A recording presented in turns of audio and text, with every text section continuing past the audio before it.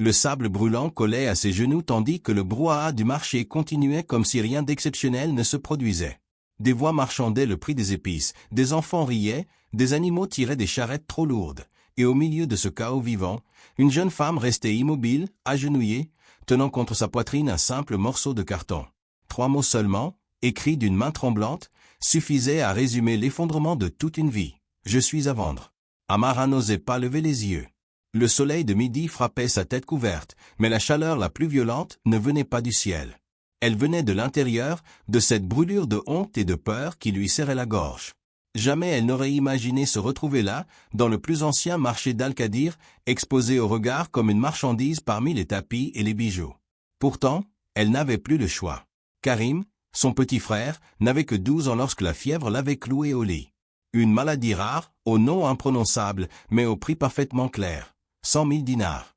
Une somme inaccessible pour une famille déjà brisée par la mort d'une mère trop tôt disparue. Amara avait tout vendu. Les meubles, les souvenirs, même les derniers bijoux hérités. Rien n'avait suffi.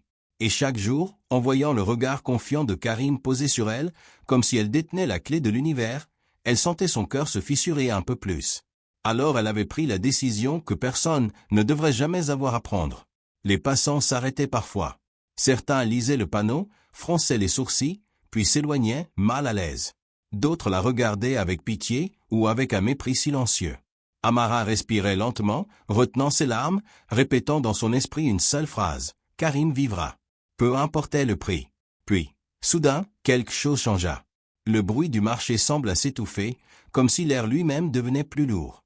Amara sentit une présence différente, froide, imposante. Elle leva les yeux, lentement, et le vit. Grand, droit, vêtu d'une tunique blanche brodée d'or, un homme se tenait devant elle. Son visage était dur, parfaitement maîtrisé, et ses yeux sombres semblaient capables de transpercer les âmes. Autour de lui, les gens s'écartaient instinctivement. Cheikh Rachid Al-Zahir. Un nom murmuré avec crainte dans tout le désert oriental. Un homme dont le pouvoir s'étendait des routes commerciales au palais, un homme connu pour ne jamais perdre ni pardonner. Il s'approcha sans hâte, examina le panneau, puis Amara. Son regard n'avait rien de désirant. C'était pire. C'était le regard de quelqu'un qui évalue une possession. Combien? Demanda-t-il d'une voix grave, sans émotion. Amara sentit sa bouche s'assécher. 100 000 dinars, murmura-t-elle. Exactement. Elle s'attendait à un rire, à une remarque cruelle. Mais Rachid ne cligna même pas des yeux.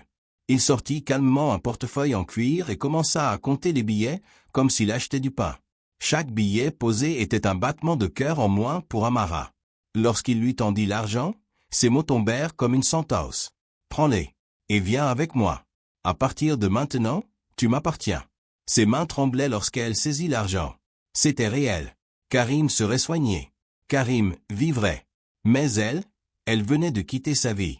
Rachid se détourna déjà, certain qu'elle le suivrait. Et elle le fit.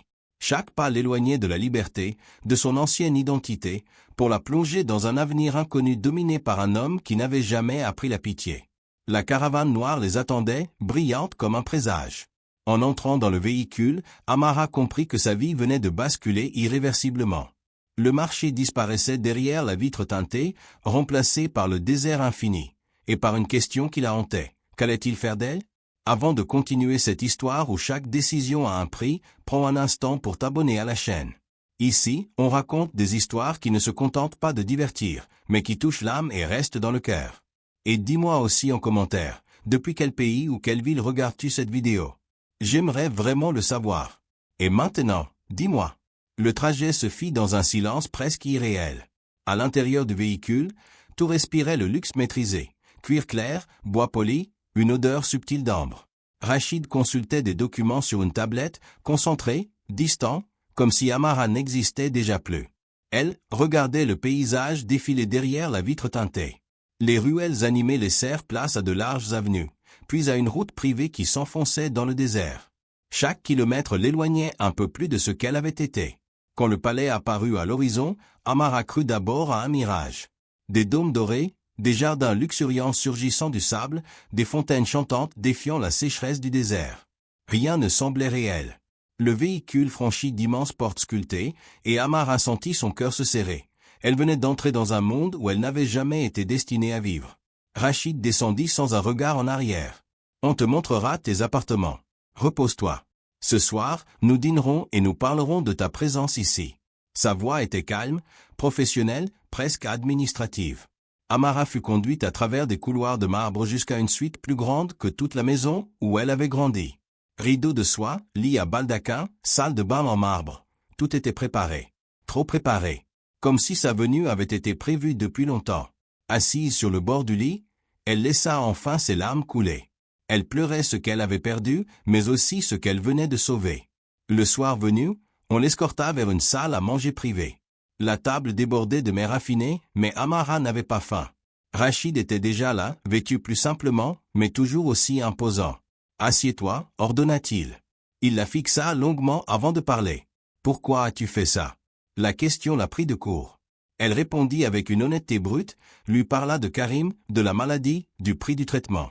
Rachid l'écouta sans l'interrompre, son regard scrutant chaque détail. « Et qu'est-ce qui m'assure que l'argent ira vraiment à ton frère ? Il est déjà versé à l'hôpital, répondit-elle en le regardant enfin droit dans les yeux. Je n'ai rien laissé au hasard. Un imperceptible sourire traversa le visage de Rachid. Intelligente, murmura-t-il. Après le dîner, il la conduisit dans une immense bibliothèque.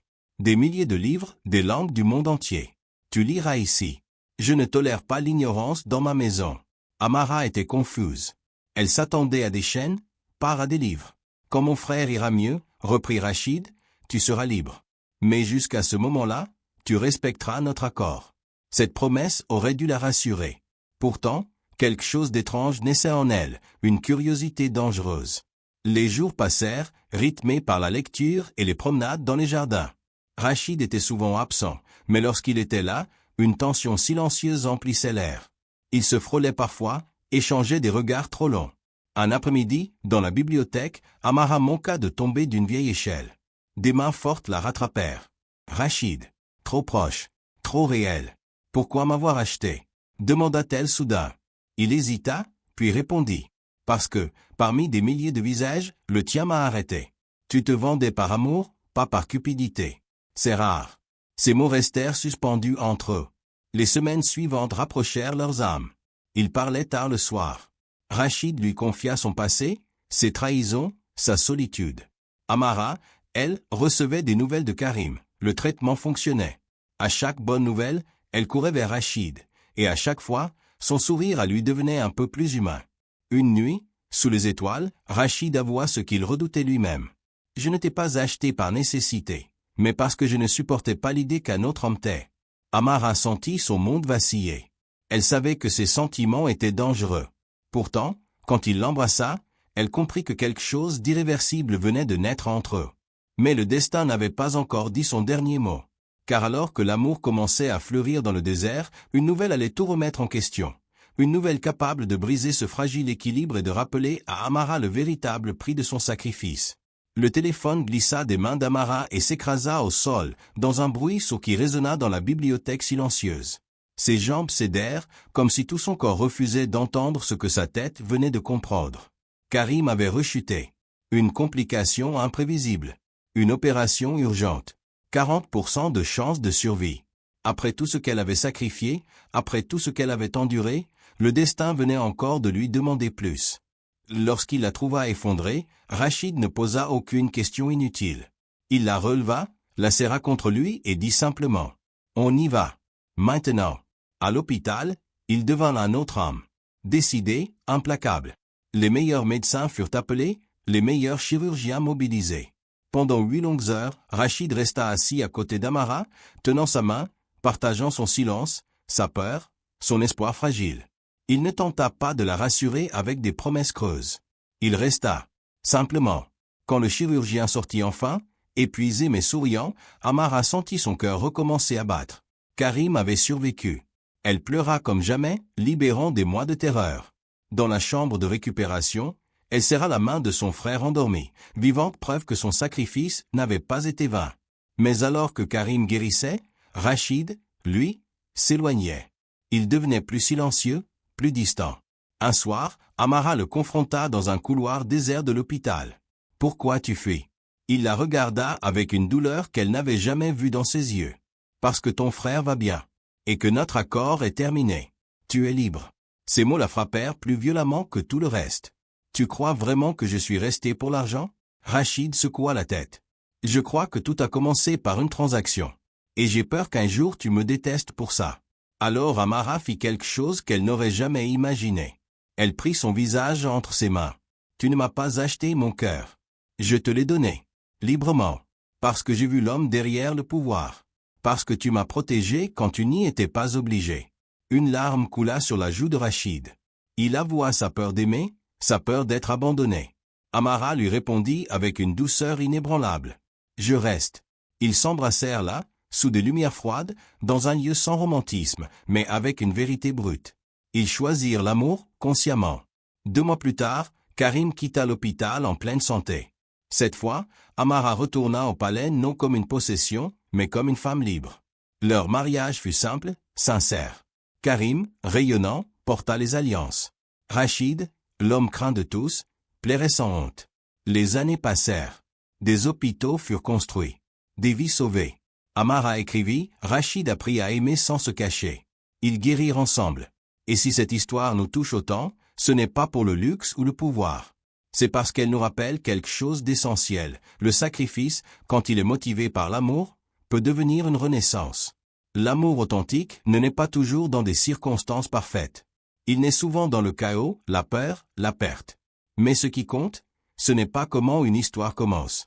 C'est le choix que l'on fait chaque jour de continuer, de réparer, de grandir ensemble. Cette histoire nous enseigne aussi que l'éducation, la compassion et la responsabilité peuvent transformer le pouvoir en bien collectif. Rachid n'a pas seulement sauvé un enfant, il a changé un système. Et Amara n'a pas seulement survécu, elle a redéfini sa valeur.